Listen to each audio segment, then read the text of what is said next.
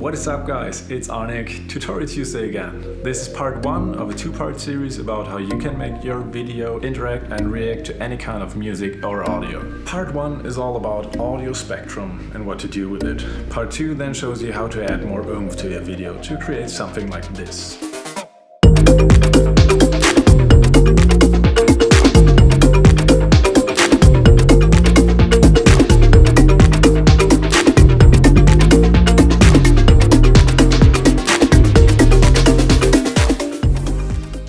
Without losing any time, we already hopped straight into Adobe After Effects. With our composition of choice open up, we first of all create an ellipse outline by selecting the ellipse tool and hold down Shift while dragging to create a perfect circle. Let's align it to the center of our composition and rename the layer to something like base circle. Remember to always label your layers. Next, we duplicate our circle and navigate down to the contents and open up the ellipse shape. Make a right click and choose Convert to Bezier Path. Now you have an editable path instead of the shape layer, which in some cases has quite a few advantages. But more of that in another tutorial. For now we just need to copy this path, so Ctrl or Command C, and turn the path back to a shape layer with Ctrl or Command Z. With the circular path still in our clipboard, we create a new solid layer with the shortcut Ctrl or Command Y and call it Audio Spectrum, because this is where most of the magic happens.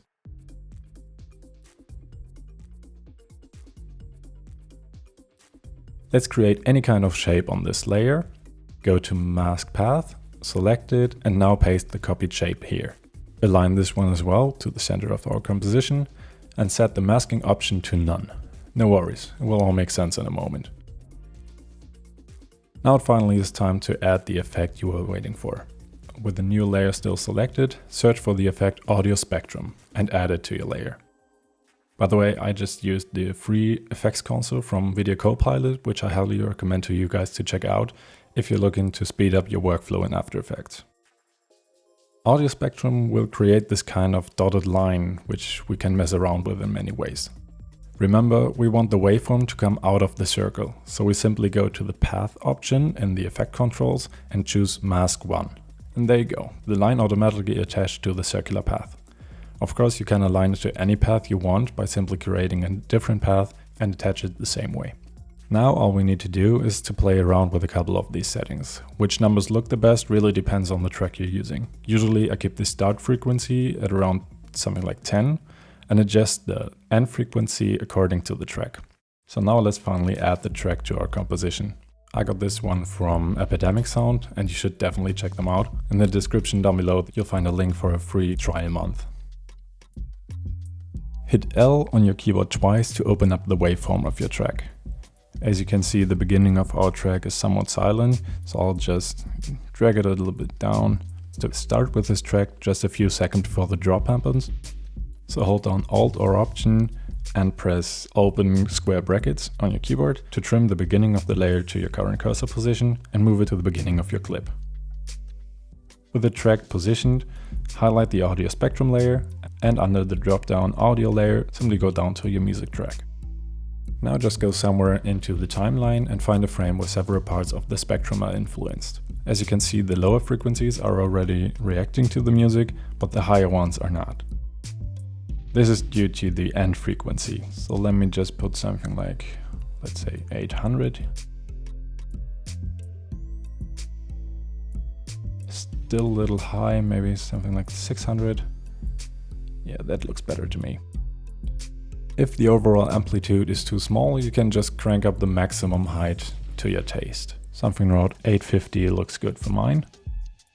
And also increase the thickness. I'll take something like 5. For now, I want the color to be white or something close to white. So I'll put white for both pickers, inside and outside color down here. Oh, and let's also make a few more bands by raising this number. Alright, looking good already, but I want to stylize it a little more. So what I'm gonna do is to duplicate the audio spectrum layer and play around with the one beneath. I'm looking for a similar result to what I created here. As you can see, we don't have those bars in the underlying layer, but a kind of solid color layer. This is very easy to do. Simply boost up the number of bands way up and also make them thicker. However, this will result in somewhat blurry edges, so we adjust the softness to about 25. Also, I added a few colors to make it pop a little more. So select any color you like and put it for inside and outside color. But I don't want it to be just one flat color, so I'm going to change the hue interpolation. Hold down Alt or Option and click on the stopwatch icon. Now we can add an expression. Down here, type in time times, let's say 30. Now what this does is changing the hue value based on the time that has passed, making the color sort of rotate, which creates this color palette. Now we already managed to set up the biggest part of the effect, but we still have the audio spectrum showing up in the inside of our circle, which we don't want. So we take our duplicated base circle and add a fill to it by holding down Alt and click on the fill option up here. I'll simply click on fill and choose one of the options showing up here. Alright, now we need to set our base circle as a track matte for the underlying layer. If you can't see the track matte mode, simply hit F4 on your keyboard to switch between the modes. Also, you can use the button down here. Now for the audio spectrum, choose Alpha Inverted Matte. This will hide the layer anywhere where there is visible information on the layer above. Alpha Matte obviously will do the exact opposite. Now just duplicate the shape layer and drag the new one above the other audio spectrum and choose Alpha Inverted Matte here as well. Also, don't forget to name your layers, so let's call these Mask Layer. Now I want a small gap between our base circle and the edge of the audio spectrum, so all I need to do is select one of the mask layers and enlarge the stroke width to something like 30.